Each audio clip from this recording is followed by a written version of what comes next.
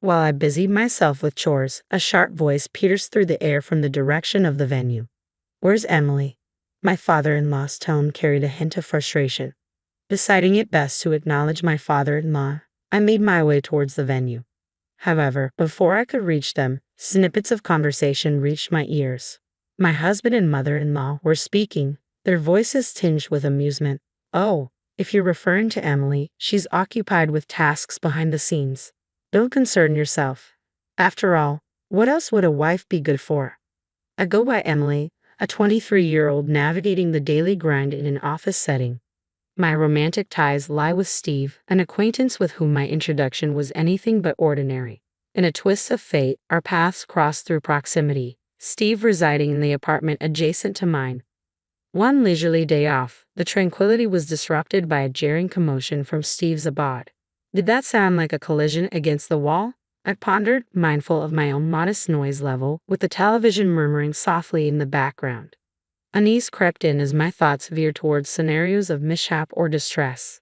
Compelled by concern, I tentatively nudged the doorbell of Steve's dwelling, met initially with silence. Undeterred, I persisted, the bell chime echoing through the hallway. A faint voice answered from within. "Who's there? Are you all right?" Summoning courage, I responded, and in due time, the door creaked open, revealing Steve on the other side. As the door swung open, a man teetered on the threshold, his demeanor suggesting imminent collapse. "Are you all right?" I inquired, concern knitting my brows as he leaned heavily against the doorframe. A bewildered expression etched across his face. "I'm famished. Can you believe it? I haven't had a morsel in days," he murmured, his voice tinged with exhaustion. "What?" Alarmed by his revelation, I hastily retreated to my own abode, scurrying for sustenance. Retrieving the sandwich and a flask of tea from the remnants of yesterday's provisions, I returned to his quarters. "Here, please take this," I offered, extending the meager offering. His eyes widened in disbelief. "Are you sure?" he questioned, a mix of gratitude and disbelief coloring his tone. "I'd be far more troubled if you were to starve," I replied earnestly. "Thank you for your kindness," he whispered gratefully, accepting the sustenance with trembling hands. With those words he tore into the sandwich, devouring it with remarkable speed. The tea followed suit, disappearing down his throat in swift gulps, eliciting a contented sigh. "Thank you for the meal. I genuinely thought my time was up. I'll definitely find a way to repay you for the sandwich." "No need for repayment. It's no trouble," I reassured him, concern lingering in my tone. "But why have you gone without food for so long?" "Actually, after covering tuition and rent, I found myself completely strapped for cash." "So, you're a student?" I inquired. "I'm in my final year of college. And you? Do you have a part-time job?" "Unfortunately, the pub where I worked unexpectedly closed down," I explained. "That's dreadful. So, you were paid and your circumstances spiraled," he surmised. "I did want to burden my parents," I confessed. "I understand, but it's crucial to communicate with them. It's dangerous to be in a state like this," I cautioned. "You're right. I'll be more cautious," he promised. Following our conversation, his stomach emitted a low rumble. "Oh," I chuckled, unable to suppress a smile. "You must be famished." "Well, I can't deny it after days without a meal," he admitted with a sheepish grin. Deciding it was imperative for him to eat, I offered him some of my homemade fare. Initially hesitant, he relented when I insisted, expressing concern over the prospect of him succumbing to malnutrition. With that, I ushered him into my room, where a fragrant dish of fried rice awaited him. "This is delicious. It's been ages since I've tasted such a treat," he remarked between mouthfuls, his enthusiasm reminiscent of a child's, endearing in its simplicity. His hearty appetite stirred a sense of maternal warmth within me. As we savored the meal, we exchanged introductions and contact details, laying the foundation for a newfound connection. I urged him to reach out if he ever found himself in a bind. It wasn't long before he secured another part-time gig, landing a position at a restaurant that offered complimentary meals. "Thanks to you, I won't be facing starvation," he expressed gratefully. "I'm relieved to hear that," I replied sincerely. In recent times, upon returning from work, I started preparing extra portions, extending an invitation for him to join me for dinner. The solitude of solitary meals had begun to weigh heavily, making the shared repasts a welcome change. Lost in thoughts of our shared meals, his demeanor suddenly shifted, a seriousness clouding his expression. Is something the matter? I inquired, sensing his unease. With a gulp, he broached the topic, his words weighted with apprehension. Emily, would you consider going out with me? Huh? I stammered, caught off guard by his unexpected confession. I may just be a struggling college student, hardly a suitable match for you, but I've developed feelings for you. His candid confession caught me off guard. Though truth be told, I found myself drawn to him as well. Without hesitation, I accepted his proposal to start dating. I feel the same way about you, Steve, I admitted. His face lit up with joy at my response, and thus began our journey as a couple. We navigated the intricacies of our newfound relationship, delighting in conversations about trivial matters like whose apartment to spend time in, given our close proximity as neighbors. Our romance flourished, and upon his graduation from college, Steve secured a job. It was then that we made the decision to take our relationship to the next level by moving in together. Despite practically sharing living spaces already, we opted for a larger accommodation to ease the financial strain of rent.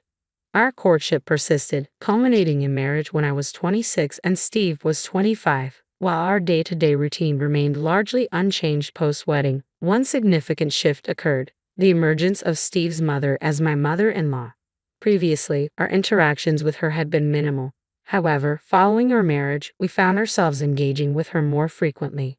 Despite her absence from our shared living space prior to tying the knot, she began visiting our home with increasing regularity after the wedding bells had chimed. Emily, have you even bothered to clean this room properly? My mother-in-law's sharp tone cut through the air. Ha! I faltered, taken aback by the sudden accusation. Just look at all this dust. I can't reach those high places, and I don't have the time to clean after work, she continued, her disapproval palpable. What?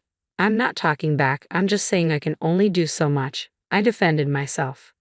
You're just making excuses. I can't believe Steve married someone like you, she retorted, her words stinging with disdain. Such exchanges had become routine, with my mother-in-law seizing every opportunity to criticize me. With my work schedule dictating earlier departures and returns than my husband, I found myself enduring her relentless haranguing until his arrival. Each day, I diligently tended to household chores, hoping for the solace of my husband's presence to alleviate the tension. What's cooking? I turned to find my mother-in-law scrutinizing my culinary efforts. Huh? Grilled fish, I replied, puzzled by her sudden intrusion. Steve won't be satisfied with that. You should prepare something more elaborate, she declared, dismissing my choice. Mother-in-law, what's going on? I questioned as she discarded the fish I had prepared, tossing it into the trash. I can't believe I entrusted the daily cooking to you. From now on, I'll take charge, she proclaimed, taking me aback. What? If she takes over, it means she'll be here every day. That's not what I want, I protested internally. There's no need for that, mother-in-law. I'm perfectly capable of cooking, I interjected. No, I don't trust your cooking. I'll be here to cook every day, she insisted adamantly. Just then, my husband Steve walked in. She wasted no time consulting him on the matter. Oh, you're pitching in with the household chores? Mom, that's fantastic. Please do, he responded, oblivious to my objection. Ha! I exclaimed, stunned by his decision. I can't wait to cook with you, Emily, she chimed in, a triumphant grin spreading across her face. From that point onward, life became unbearable. Armed with a key obtained from Steve, my mother-in-law began to infiltrate our home, eagerly anticipating my return from work. You're late. Don't shirk your responsibilities just because I'm handling the cooking. Start cleaning now, she would bark, disregarding my exhaustion. Even when the house was reasonably tidy, she insisted on relentless cleaning, closely monitoring my every move. If I dared to pause for a moment's rest, she would unleash a torrent of scolding, leaving me with no choice but to comply, further exacerbating my fatigue. Without fail, she appeared daily to take charge of meal preparation, lingering to dine with us. In Steve's presence, she would disparage me, labeling me as ineffectual. Don't cause trouble for Mom, he would chide, redirecting blame onto me instead of addressing his mother's behavior. With her husband working abroad, my mother-in-law lived alone, affording her ample time to invade our space with unwavering frequency. She began applying pressure for us to start a family. There's nothing more rewarding than parenthood. Hurry up and give me a grandchild or two, she urged persistently. Even if we wanted to, it's not something we can rush. It takes time, I countered, attempting to reason with her. Young people nowadays always have excuses. I had Steve right after I got married, she retorted, dismissing my explanation. Ha! Maybe it's because you were a homemaker. That's why, I suggested. What? She exclaimed, taken aback by my response. I mean, your circumstances were different. You had the luxury of being a full-time housewife, I clarified. What kind of logic is that? She scoffed. If you're able to fully support your husband's career, you'll have more time to focus on starting a family. But with your demanding job, it's understandable that you're exhausted, she continued, her words cutting. How can you say that? That's incredibly insensitive. I don't think it's that simple, I protested. Enough. Just stop, she snapped, cutting me off abruptly. If you don't conceive soon, we'll find another wife, my mother-in-law declared bluntly. Another wife? I echoed in disbelief. Of course. A woman who can't bear children holds no value, she asserted callously. In this day and age, it's inappropriate to make such discriminatory remarks, I countered, shaking my head at her archaic views. You always have to argue, don't you? I'll be sure to tell Steve, she retorted, her face flushed with anger. Ironically, it seems she was the one who couldn't refrain from arguing. When Steve returned home, his mother wasted no time recounting the incident. Emily, did you argue with my mom? What were you thinking? He demanded, his voice tinged with frustration. It's probably your fault that we can't have children, he accused, directing his anger towards me. What?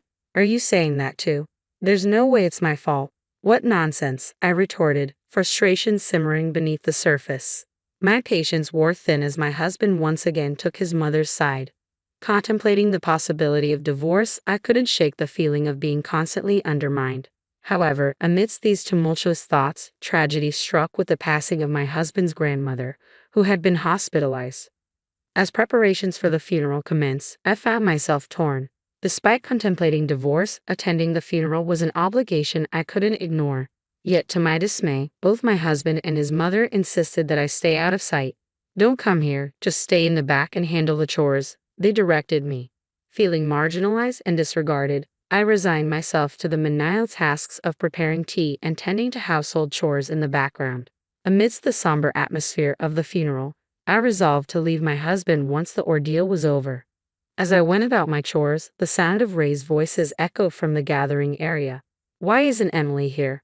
My father-in-law's voice cut through the air, signaling his return from an overseas trip. It made sense for him to be present, given the occasion, his mother's funeral. Feeling obligated to acknowledge him, I decided to make my way to the venue. However, as I approached, I overheard my husband and mother-in-law exchanging disdainful remarks with smirks plastered on their faces. It's clear she's not part of the family. We've relegated that woman to menial tasks in the back, they sneered, not even bothering to lower their voices in front of my father-in-law. Their audacity astonished me. Their behavior remained unchanged despite the circumstances. In the next moment, my father-in-law's enraged voice thundered, punctuating the tense atmosphere. Are you kidding me? What do you think a wife is for? My father-in-law's sudden outburst left my husband and mother-in-law visibly taken aback. What's gotten into you? My husband stammered, clearly surprised by his father's reaction. Yeah, you really caught us off guard, my mother-in-law chimed in, her tone tinged with disbelief. I'm appalled by your mindset. I need to speak with Emily, my father-in-law declared, his voice firm with resolve. Upon hearing his words, I made my way to where they were gathered. Father-in-law, it's been a while, I greeted him politely. Yes, indeed, he replied. As I entered, I couldn't help but notice the disdainful glares from my mother-in-law and husband. Emily, could it be that you've been enduring this treatment from my son and wife? My father-in-law inquired, his expression grave.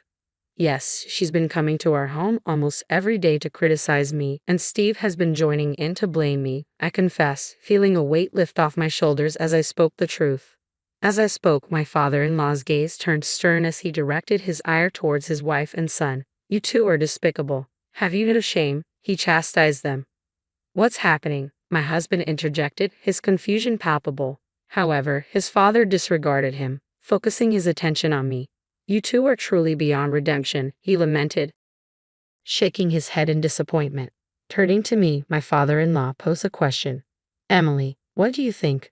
Do you wish to continue your marriage with my son? Dad, what are you saying?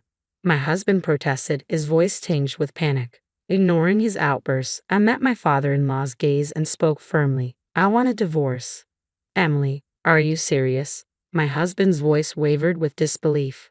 Your mother made it clear that if I couldn't bear a child, I should be replaced, I explained, my words heavy with resignation. Wait a minute, Emily, what are you saying? He pleaded, desperation creeping into his tone. I refuse to stay with a mother-in-law who spouts such cruel sentiments, and I'm tired of a husband who sides with her instead of standing up for me, I declared, my resolve unwavering. So, I've made up my mind. I want a divorce. Upon hearing my decision, my father-in-law interjected, I think that's for the best. If you're going to end the marriage, there's no need for you to assist with the funeral any longer, Emily. Thank you for your help thus far. You should go home and pack your things. Thank you. I appreciate your understanding, father-in-law, I replied gratefully before exiting the venue.